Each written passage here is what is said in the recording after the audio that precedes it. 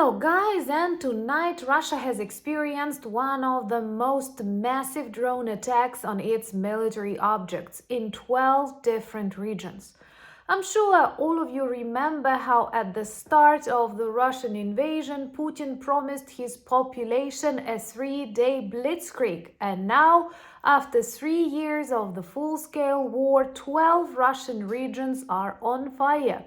Most importantly, this already happens on a daily basis, and we may officially say that lots of battles in this Russian war now take place in Russia.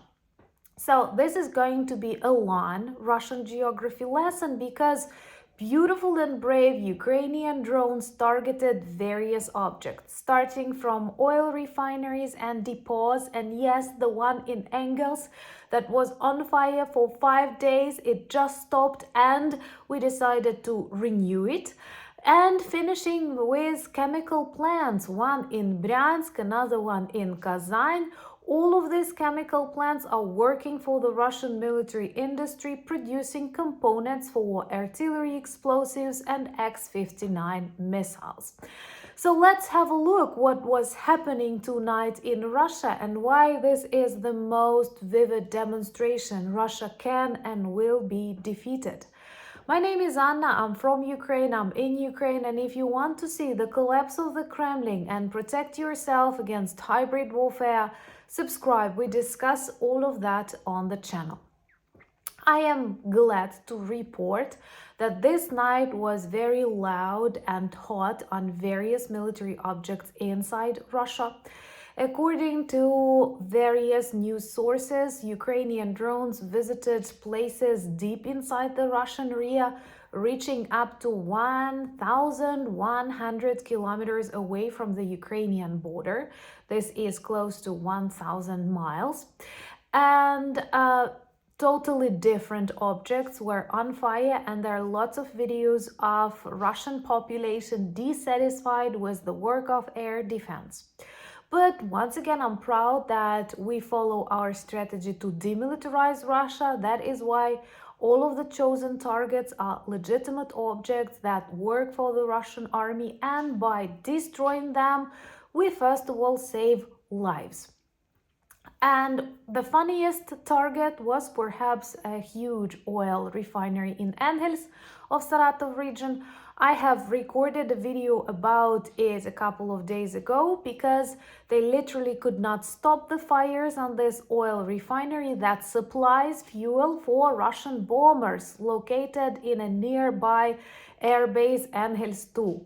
Russians are bad with names for locations. First of all, they still name them after communists like Friedrich Engels, and they give numbers if they don't have an idea for another name. And it took them 5 years, maybe one day it will be 5 years, but it took them 5 days to stop the fire, and now Ukrainian drones renovated it and detonations continue.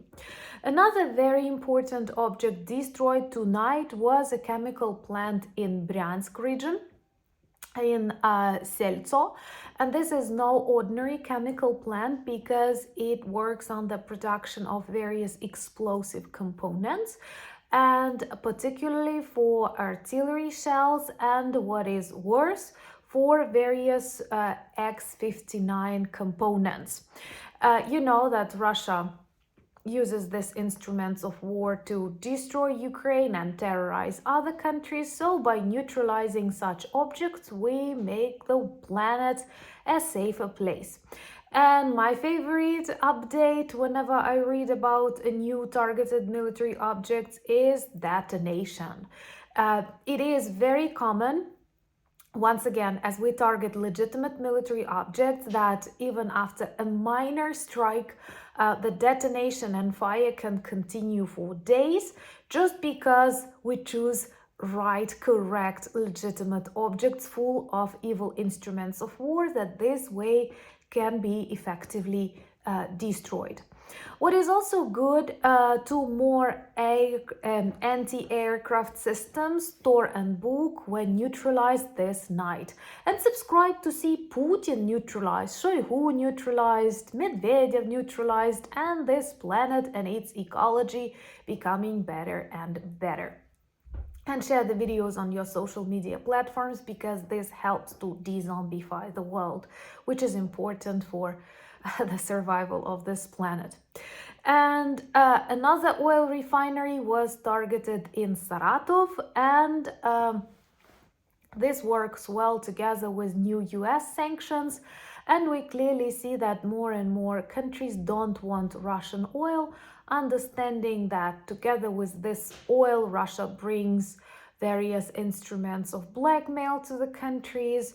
There can be negative consequences for the economies of the countries, and even China and India, long-term partners, economic partners of the Kremlin, disagreed on cooperation and denied entrance of Russian tankers, oil tankers, into their ports, which is great news actually. So I think this is a perfect combo: Ukrainian drones destroying Russian oil refineries, and other countries denying Russian oil as an import product, because you know Russia is fully dependent on its raw resources. It's not about construction, innovation, or even services. It is simply about dig and sell. And I literally had to make a list of objects targeted tonight. I like it. I hope this list will get longer and longer with the Kremlin at the bottom. Remember to like the idea.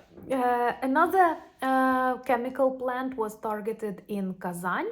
It has a name, Kazanorgsintez, and it is also working on the production of ethylene that is used in the military and in general. Tatarstan, a republic that can become independent one day, actually tried to become independent in the 90s, and now was intentionally designed as a new military platform. Like actually the Kremlin outsourced a lot of military plants and factories, drone construction, ammunition depots, chemical plants to Kazan.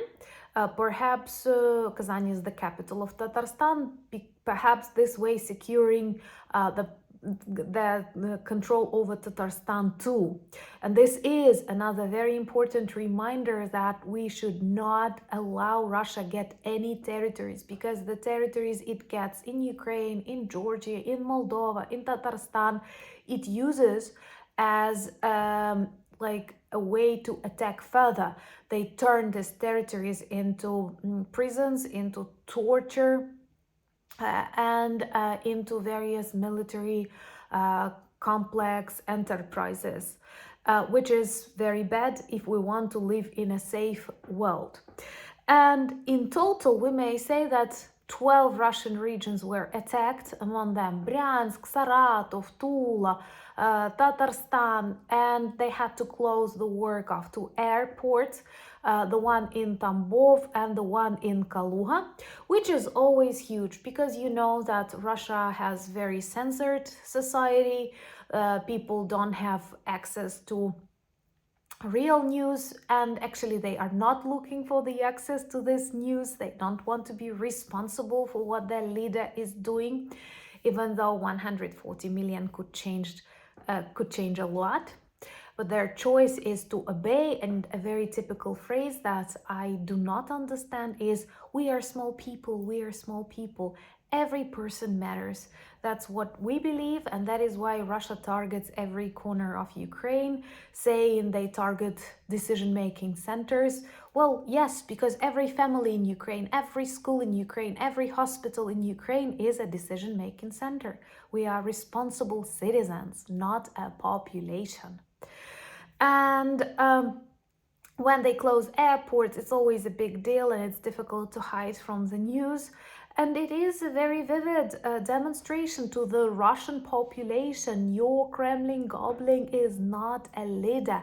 He is a bully, and everyone who watches carefully, sees how weak he is, starting from Syria and finishing, hopefully, with the United States.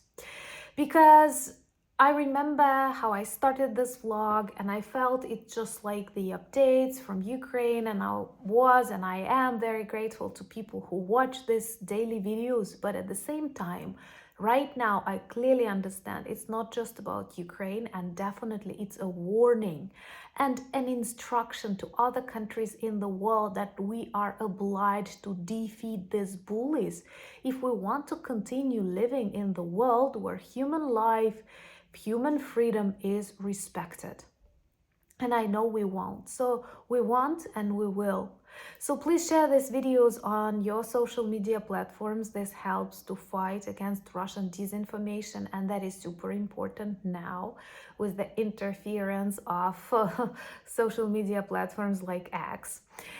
Join me on X, I'm still fighting there, on Instagram, on Threads and Blue Sky community. I love you people, we are growing, and that's a blessing. You will find the links in the description of this video. Be careful of scammers. I never invite you to chat, and I never ask for donations or money apart from NAFO campaigns or the ones that I introduce here on the channel officially.